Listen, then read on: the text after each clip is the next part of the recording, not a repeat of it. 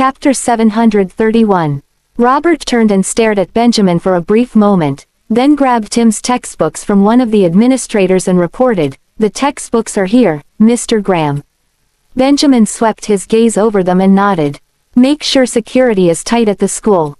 "Of course," Robert replied, breaking out into a cold sweat again.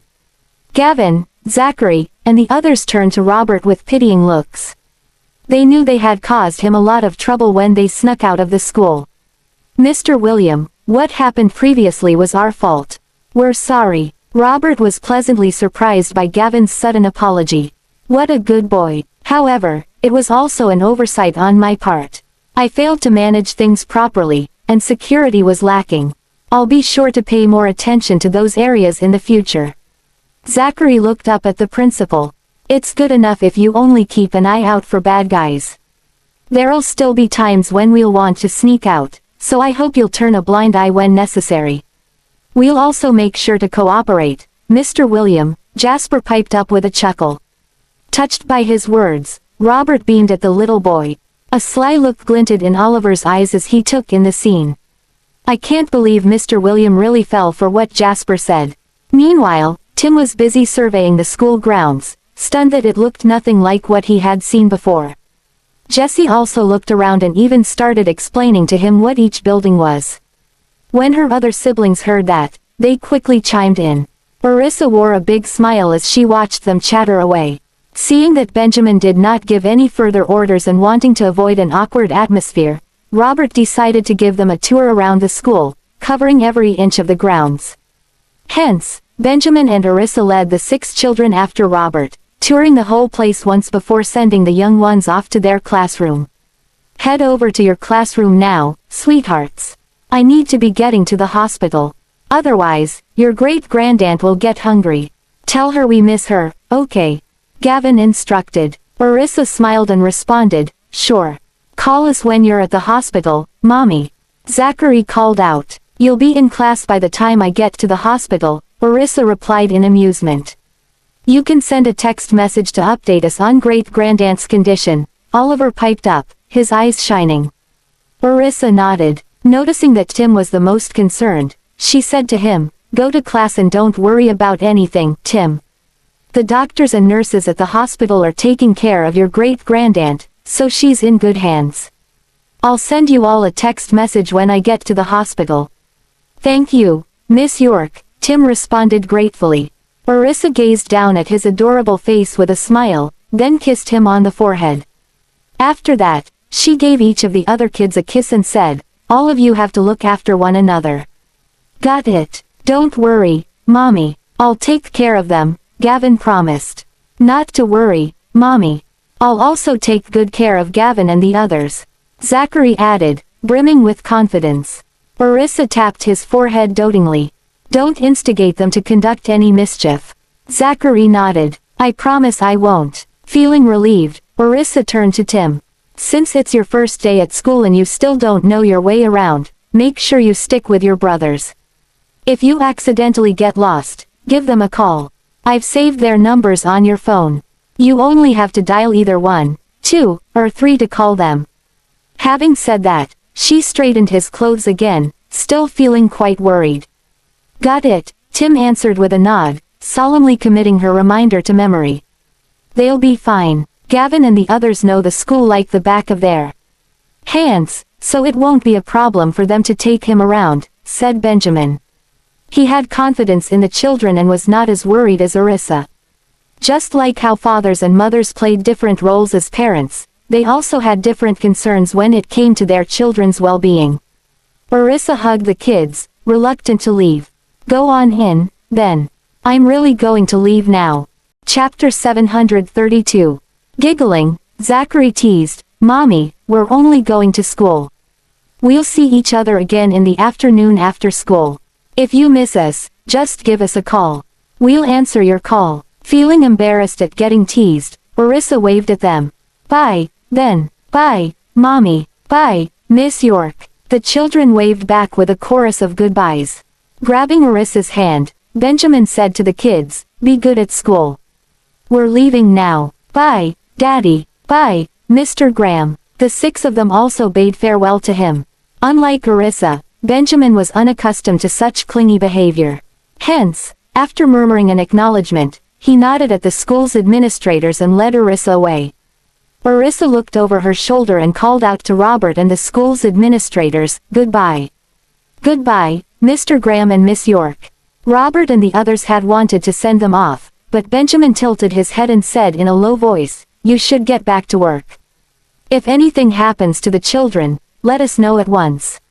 "Yes, Mr. Graham." Robert nodded, then stood together with the school's administrators and watched the couple leave. Nonetheless, Orissa could not stop worrying and turned to gaze in the direction of the classroom. When she spotted the kids watching them, she waved her hand, motioning for them to go into the classroom. Only then did they file into the classroom one after another. But even after they had disappeared from sight, Orissa was still unwilling to look away. Casting her a quick look, Benjamin tugged at her hand. "Why are you still staring? If you do that, how will the kids be able to focus on their lessons?" Orissa turned back to look at him. The corners of her lips twitched as she gazed at his impassive expression. "It's Tim's first day at this school, so what's wrong with me worrying about him? I'm not like you. You're not worried at all." Benjamin narrowed his eyes and fixed his gaze on her. "How do you know I'm not worried?" he asked in a low voice. Orissa's gaze flicked toward his cold and handsome face. With his sunglasses on, he looked even more imposing. "I can't tell that you're worried at all." Benjamin's thin lips curved upward slightly. "Would you like to see in?" "How?" Orissa looked confused. "You can feel it." With that, he grabbed her hand and placed it on his chest. Orissa's heart lurched when she felt his strong heartbeat, and she quickly tried to withdraw her hand. However, Benjamin did not let her move away. A devilish smile tugged at his lips as he asked, "Do you feel it?" The corners of Orissa's mouth twitched. No, she suspected he was seducing her, but she had no proof. Benjamin responded with a snort. Seeing that many people were staring at them, Orissa blushed. As she struggled to pull her hand away to no avail, she regretted not putting on a pair of sunglasses. "What do you think you're doing? There are many people watching us," she reminded him. When Benjamin turned toward her and saw her flushed cheeks, his smile grew wider and even more devilish. And when he leaned in and whispered into her ear, it was as if he was trying to lure her in. "You're the mother of my children. What's there to be worried about?" His deep, magnetic voice was like a warm and gentle caress to her ear. Orissa felt as if it were not only her ear that tingled but also her heart. Her heart skipped a beat, then started racing. "The issue isn't about whether I'm worried or not but about my image. Who knows what others will say when they see us like this?" After gazing at her for a while, Benjamin stopped teasing her. Then, he lowered their hands and stuck them into his pocket, tightly interlacing his fingers with hers. Orissa's heart pounded wildly. The sight of Benjamin in his sunglasses striding out the school gate, coupled with his natural intimidating aura, was enough to deter anyone from approaching them. As Orissa followed him closely toward the car, she gritted her teeth and nodded at the parents around them as a polite greeting. "You only have to be yourself. Don't bother about what others think." A voice suddenly rang out from above her head. Puzzled, she glanced upward at Benjamin. However, all she saw was her reflection in his sunglasses. She could not see his eyes. Chapter 733. Orissa was momentarily dazed before realizing what Benjamin had said. "Let me wear the sunglasses next time." "You don't have to wear it." Wearing a pair of sunglasses could easily allow someone to have a high and mighty sense. Benjamin snorted and chuckled. "Do you feel better after putting on the sunglasses?" Orissa glared at him. "Of course. Otherwise, why are you wearing one?" "The sunlight is dazzling my eyes," he replied. She frowned. "Is that the only reason?" He opened the door to the back seat and threw the car keys to the bodyguard. "You drive the car." Then, he nudged Orissa into the vehicle. She plopped clumsily onto the car seat after she was pushed, as she wasn't paying attention to her surroundings. Benjamin got into the vehicle after her and closed the car door. Orissa felt quite awkward. Sensing Benjamin's gaze on her, she hastily readjusted her seating posture and tidied her skirt. "You're crazy," she complained. He regained his senses and uttered hoarsely, I didn't know you weren't paying attention. She fell right after I gave her a soft nudge. Benjamin gulped as he could not help but stare at her fair and slender legs. Orissa felt the slight change in the atmosphere inside the car and instinctively tugged at her skirt. I'm wearing an A-line skirt that does not extend over my knees. I'm sure my private area was exposed and seen by him when I fell earlier. At that thought, she flushed and turned her head sideways to look outside the car window. The bodyguard got into the car, activated the car engine, and drove off. Benjamin raised the partition separating the front and back seats of the vehicle. Orissa noticed his action. Her imagination began to run wild, and her heart palpitated uncontrollably. What is he trying to do? She observed him through the reflection in the car window and gradually relaxed when she saw him not making any further moves. Orissa woke up earlier than usual that day, so she grew sleepy as the car sped steadily along the road. Just as she was about to doze off, Benjamin suddenly wrapped his arms around her and placed her on his lap. She jolted awake instantaneously. You. He sealed her lips with a kiss. Orissa widened her eyes, taking in Benjamin's handsome face that was mere centimeters away from hers while she breathed in his domineering and manly scent. Benjamin indulged in that moment. Close your eyes. He applied pressure on the back of her head and kissed her more fervently. Orissa turned dizzy and slumped in his embrace as the passionate kiss dragged on. She reckoned if he was not holding her, she might just sink to the floor. Their heavy pants and intimate sounds reverberated inside that cramped space, causing a sensual vibe to linger in the air. Orissa's face turned crimson. Benjamin had no choice but to take a break as he sensed the foolish woman in his arms had seemingly forgotten how to breathe. Silly girl. He pinched her nose affectionately. She glowered at him as her embarrassment turned to anger. Alas, she did not have the time to scold him as she had to catch her breath. Benjamin hugged her and rested his chin on the top of her head. Have you never kissed before? Orissa's cheeks felt hot. Reluctant to admit defeat, she deliberately said, I have. At once, the air became thick with tension. He pinched her chin and forced her to meet his eyes, his good-looking facial features arranged into a grimace. His cold voice was laced with anger as he spoke. With who? She blinked. Does he really believe my lie? He's even reacting so furiously. A contented sensation surged within her as she wondered if he was jealous. Orissa cleared her throat. It seems like you have plenty of experience in this area, judging by the way you asked the question just now, Mr. Graham. With her eyes boring into Benjamin, she knitted her brows when she saw him wearing the sunglasses, which gave him a more indifferent look. She found it frustrating not being able to distinguish his facial expression. Thus, she raised her hands to take off his sunglasses. Benjamin suddenly grasped her arms. Answer my question. Orissa chuckled. Why should I answer your question? Shouldn't you come clean to me first before demanding me to answer you? He glared at her. You have such a sharp tongue. She sneered. What's the matter? Are you feeling guilty, Mr. Graham? His eyes gleamed. Her heart sank as she stared at him and took in his silence. An astringent sensation crept into her heart. He kissed another woman before. Chapter 734. The ambiguous ambience inside the car turned heavy at once. Orissa pushed the man away and moved to the side when she noticed that she was still sitting on his lap.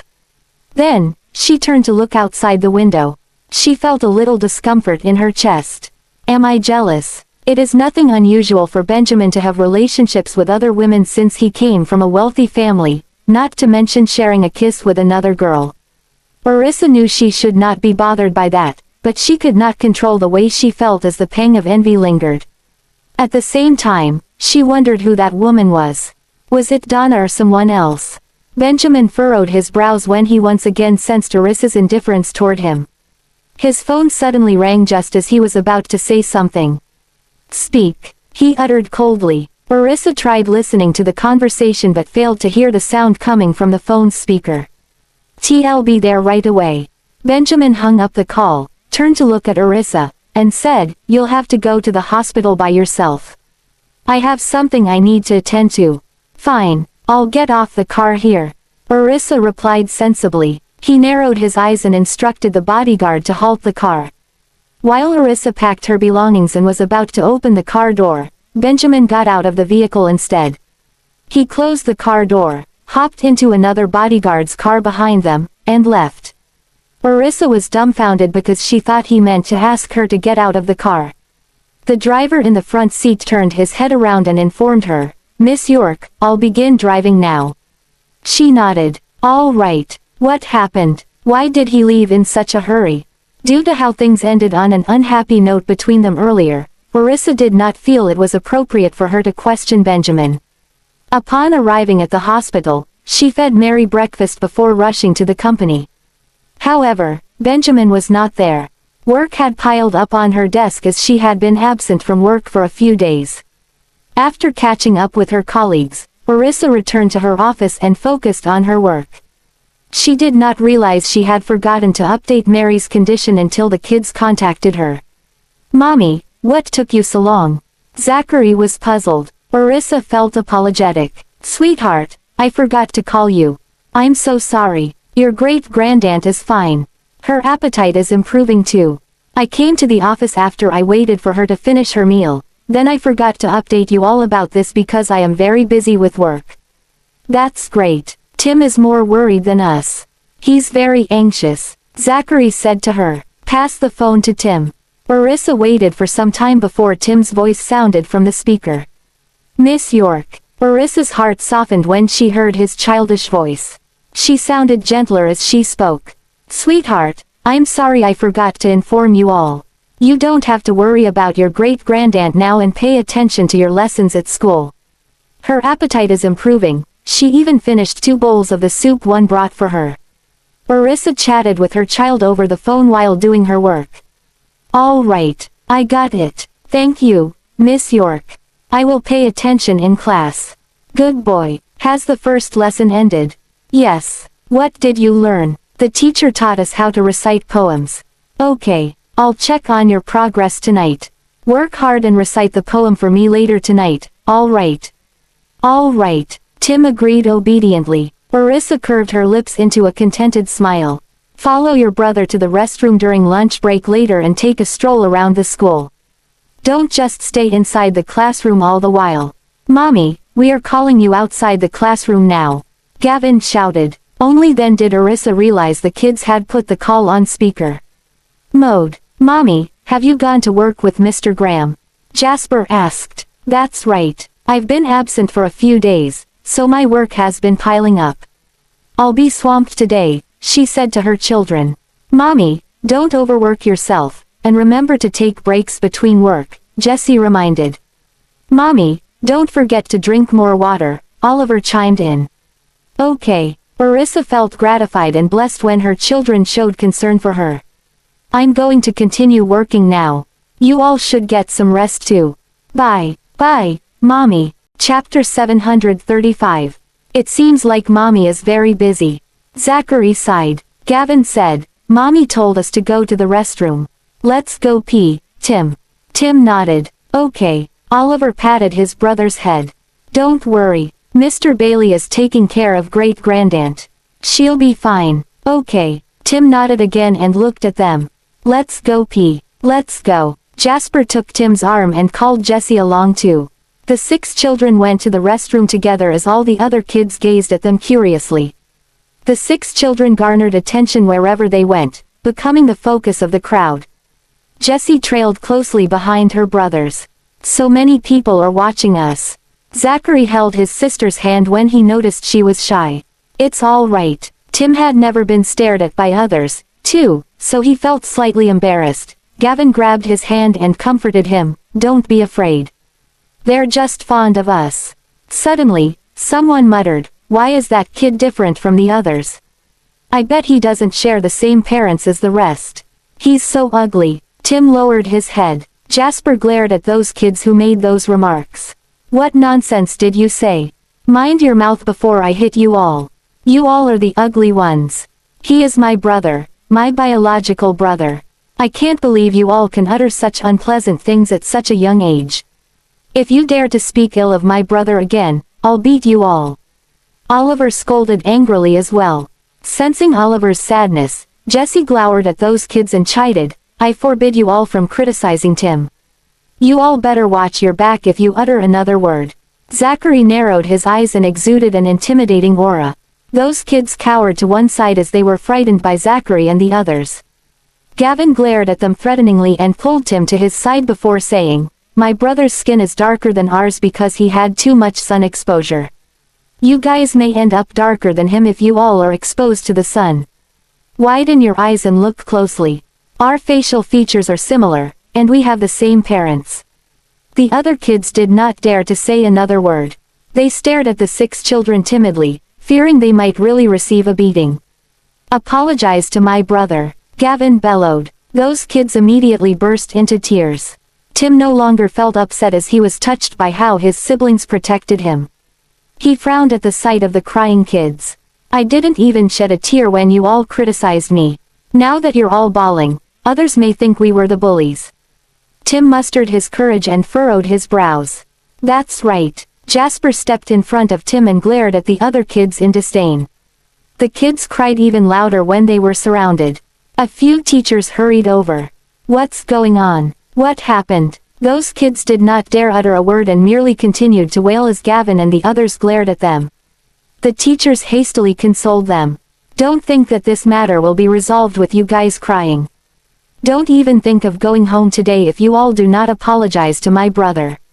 Gavin's eyes glinted frostily as he regarded those kids with a furious expression. Despite his young age, he was giving off a powerful vibe that was slightly similar to Benjamin's aura. Even Zachary, the bravest among the rest of his siblings, was stunned by Gavin's aura. "You all must apologize." "That's right. Apologize." Oliver snapped while wearing a frown. Jasper complained to the teachers, "They need to apologize to my brother, Tim. They insulted Tim just now." The teachers felt an impending headache at the sight of Zachary and his siblings because Robert had deliberately informed his staff about taking good care of the children. The teachers tried consoling those kids who were still crying before asking, "Did you all insult Tim?" Those kids were guilt-ridden. We, they bawled their eyes out again without apologizing.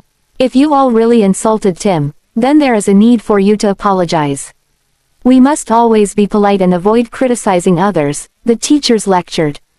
"Hurry up and say you're sorry. Otherwise, you all can forget about going home today," Gavin demanded domineeringly with a grimace. "Hurry up and apologize," the teachers urged as well. Chapter 736. So, sorry. Those weeping kids apologized to Tim. Tim thought they were quite pitiful when he saw their faces covered in tears and snot. "It's all right," he responded in a diminished voice. "I'll hit you all if you dare say Tim is ugly again." Jasper waved his fist to warn them. The teachers anxiously played their roles as pacifiers. "That's enough. They've already apologized. All right. Those who want to go to the restroom should hurry up. The lessons are resuming soon." Gavin shot another glare at those kids before leading his siblings to the restroom. "I want to go home. I want my mommy. I want my mommy and daddy." Jesse turned around to make faces at them. "You all are shameless for crying after bullying others. That's right. The only thing you know is to look for your daddy and mommy." Jessie swept her eyes across those kids disdainfully. "Let's go pee, Tim." "Okay." Tim followed his siblings and said gratefully, "Thank you all so much." "Why are you being so polite? We're brothers," Jasper said while puffing up his chest. Tim grinned. Gavin and Zachary smiled as well after seeing Tim's reaction. "We will let anyone who dares to bully you have a taste of their own medicine, so don't be afraid." Gavin reminded Tim, "If they dare to bully you, you must retaliate so that they do not have the courage to do it again." Zachary chimed in and even shared some of his experience with Tim. "I got it," Tim nodded. "Tim, don't mind what they said earlier. They are just jealous of you. You look exactly like us, and you're not ugly at all. Your skin will become fairer after some time," Jasper comforted Tim. Oliver consoled his brother as well. "Tim, you're so much cooler with your tan skin. I wish to be as dark as you." Tim was touched. "I know. Thank you all. Tim, you should eat more to become fairer and chubbier. By then, they will envy you," Jesse reassured him. Tim bobbed his head again. "Don't mind them. You're not at all ugly. Just take a look at us, and you'll know." You've just been exposed to too much sunlight and are slightly malnourished. You'll be like us once mommy feeds you sufficient nutritious food, Zachary advised Tim. Gavin looked at Tim worryingly. He thought those kids who commented on Tim's appearance were despicable. Don't be sad, Tim. Gavin patted his brother's head. Tim nodded. I'm fine. Don't worry about me, you guys. We should hurry up and go pee. Gavin, Zachary, Oliver, Jasper, and Jesse relaxed a little when they saw that Tim had cheered up. The 6 of them went to the restroom. Gavin waited for them outside. He let his siblings use the restroom first mainly because he wanted to wait for Jessie as she entered the ladies' restroom. Gavin only went to the restroom after Zachary and the others came out. They returned to the classroom after they were done and did not realize that the parents of those weeping kids were on their way to school at that moment. The kids' parents finally arrived a short while after the class resumed. They felt their children had been wronged after seeing their children's tear-stricken faces and listening to the teacher's explanation. The children's parents immediately went to the classroom to settle the score with Zachary and his siblings. Did you all bully my precious boy because you think you have the advantage in numbers? Who are their parents? Hurry up and summon their parents here. Look at how frightened my child is. They behave terribly, bullying their peers at such a young age. I fear to think how they will grow up to be. These children aren't here during the previous semester. Which school did they transfer from? They have rotten personalities. These children can forget about continuing their studies here if the headmaster does not provide us with a satisfactory explanation today. Those parents disregarded the teacher's persuasions and proceeded to reprimand Zachary and his siblings on the spot. Jessie cowered beside her brothers as she was terrified by those parents' fierce demeanors. Don't be scared, Jessie, Jasper reassured his sister, though he was slightly frightened too as he gazed at the adults fearfully. Chapter 737. Oliver and Tim held hands and protected their younger siblings. Gavin and Zachary, who were braver, stood in front of the rest and glared at the adults. Zachary grew up as the eldest son under the care of Arissa. Naturally, he was more mature. On the other hand, Gavin was raised by Benjamin. The aura he was exuding resembled the young Benjamin. Wordlessly, the boy gave the adults a cold-eyed stare. The adults got even more angry upon seeing the look in his eyes. Just look at them. Not only did they refuse to admit their wrongdoings, but they're also glaring at us. Such uneducated kids. You are the uneducated ones. Zachary taunted and clenched his fists, scowling. How dare you talk back? My kids are crying non-stop. Tell us, what did you do to them? Zachary rolled his eyes. What a bunch of useless trash. All they know is cry. His sharp tongue and hurtful words were comparable to Benjamin's. You brat. How dare you talk like this? Apologize to my kid right now. One of the parents glared angrily at the 6 children and took a step forward, trying to intimidate them. Gavin, on the other hand, asked Zachary to step back and calmly gave the teachers an order. Call Mr. William over here. I've already called him. The teachers immediately notified Robert as soon as they saw the parents, afraid that these parents would kick up a fuss. Hurry up and get the principal here. We won't leave if you don't deal with this properly. Yes, get him here. How do you all do your job? How could you all let the 6 of them bully our kids? The teachers quickly tried appeasing the parents' agitated emotions. Please stay calm. They're just kids. Don't scare them. Scare them. Our kids are scared. Can't you see that? Get their parents to come and apologize to us. The parents of the bullies began reprimanding the 6 children. You can watch the surveillance footage and see who are the bullies, said Gavin with a darkened face. Then, he hurriedly sent a signal to the bodyguards, for fear that these parents would start attacking them physically. Alas, the parents did not believe their children were bullies. Why are they crying if they are the ones who bullied you? Don't try to shift the blame. You all must apologize. The parents scolded Gavin while comforting their own children. It's your children who ridiculed me first. Tim raised his voice, frowning. What did they ridicule you for? They called me ugly, replied Tim. Aren't you ugly? One of the parents blurted out. All 6 children glared at him in unison. You're the ugly one. Right then, the bodyguards arrived and shielded the kids. What can we do for you? They asked. The parents were terrified as soon as the bodyguards gave them a ferocious glare. Why did these kids even have bodyguards? What is their background? All the children who were qualified to enter this school had prominent family backgrounds. They were used to being pampered at home. Thus, they had forgotten that they were not the ones who had the final say in Delmore. You heard me just now. You know what you should do. Gavin blew his top. One of the bodyguards stepped forward and gave the parent a slap on his face. Apologize to him right now. Such ignorant parents. How dare they mock the children of Mr. Graham? The parent who was slapped felt his ears buzzing from the impact. The other parents at the scene were frightened. One of them, the wife of the man who was slapped, scolded in a trembling voice, "How dare you hit him? That was just a light punishment for him." The bodyguard snorted expressionlessly. He definitely looked like he was not one to be trifled with. When the principal arrived and saw the situation, he trembled in fear, too. What's going on? Why are all 6 of them here? It looks like these parents are bullying them. The principal glowered at the parents and bellowed, "Hurry up and apologize." Mr. William, why do you want us to apologize? Our children didn't do anything wrong, and neither did we. Why should we apologize? How can you ignore the truth? You all are bullying these kids," said Robert with a darkened face.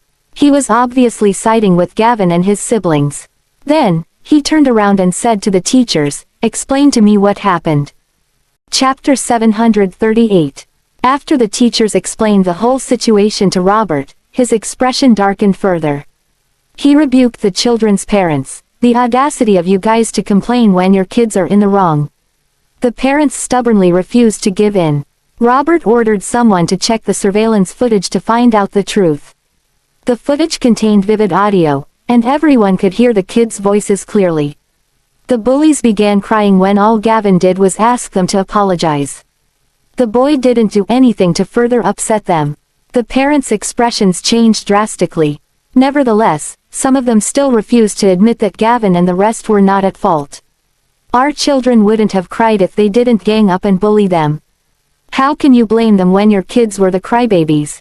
If your kids didn't bully Tim, why would they demand your kids apologize? Robert blew a fuse when he saw how the parents sided with their children unreasonably. "Please leave with your children. They're expelled. Kindly leave." Robert knew that Benjamin would not let them off the hook easily if he found out about this. They should leave with their children as soon as possible if they didn't want trouble to befall them. "Mr. William, you're being too unreasonable. Is this how you deal with things? Our kids were bullied. I'm going to tell the public about your attitude if you don't handle this well enough." Robert was enraged. "Feel free to do that if you're not afraid of the consequences." That was all that he could tell them. After all, they were free to do whatever they wanted. However, as long as he was around, he would not let anyone bully the 6 children. With the presence of Robert and the bodyguards, Tim and the rest were no longer afraid. They stood together and glared at those parents. "Just you wait. We're going to make this public. How dare you threaten us? We can't let our kids study in a school like this. Let's go." While scolding and cursing, the parents left with their kids in tow. Robert was furious beyond words. These idiots chose to shoot themselves in their feet when this could have ended much better. He turned around and looked at the 6 children. "Are you all okay?" The kids nodded gratefully at Robert. "Mr. William, we're fine," Gavin said to Robert. Tim said softly, "Mr. William, thank you for your help just now." "You're welcome. I'm glad that you all are fine." Robert stroked the kids' heads and was relieved after ensuring that they were okay. He then turned to look at the teachers. "Have any of you informed Miss York or Mr. Graham?"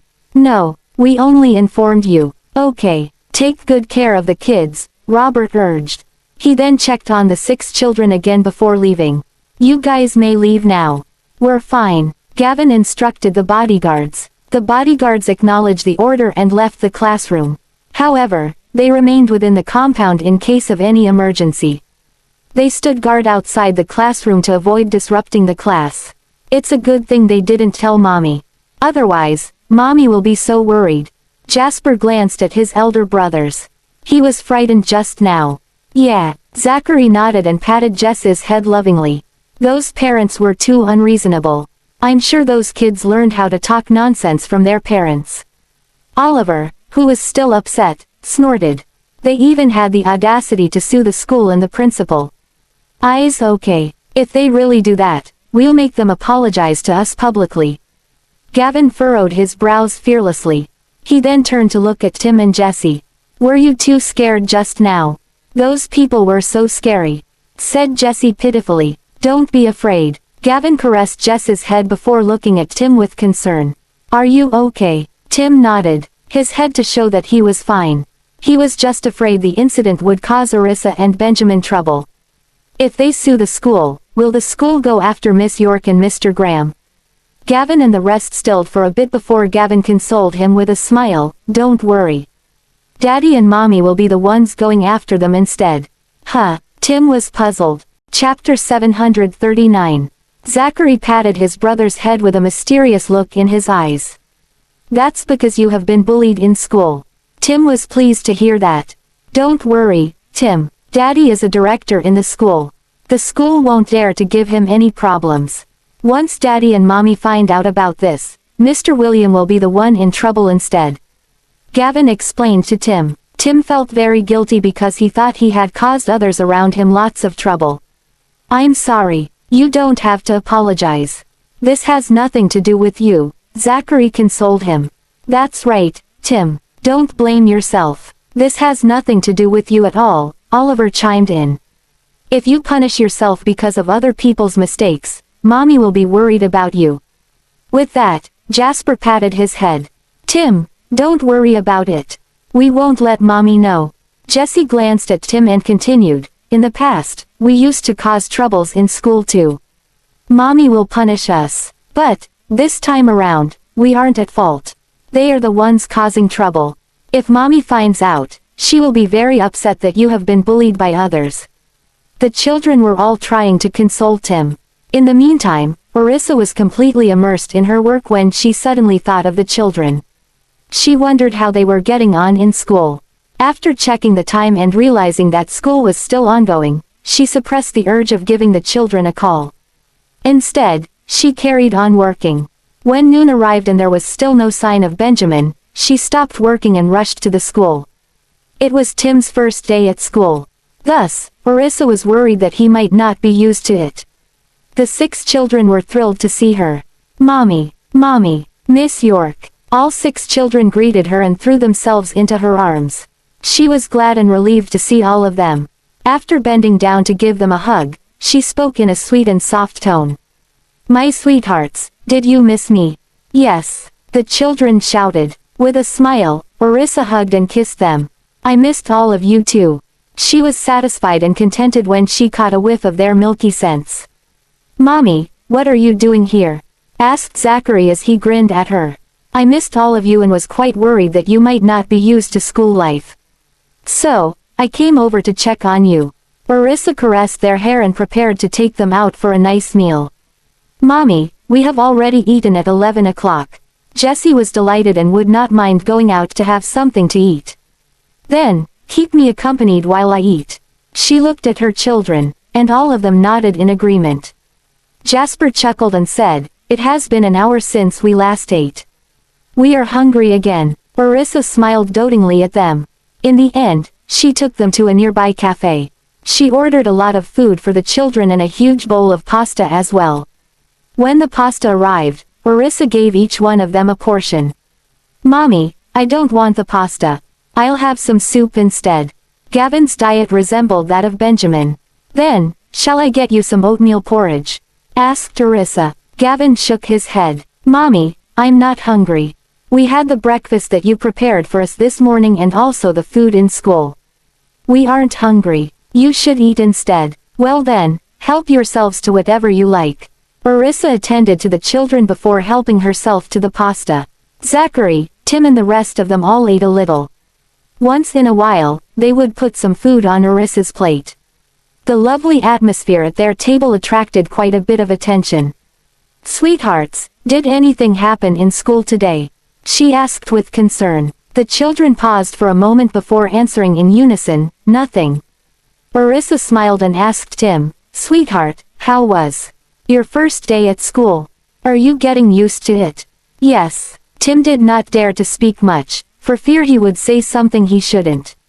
Did anyone bully you? Asked Orissa anxiously. Chapter 740. Tim shook his head and denied, no. Orissa stared at the boy and saw him looking down to avoid her gaze. That was when it occurred to her.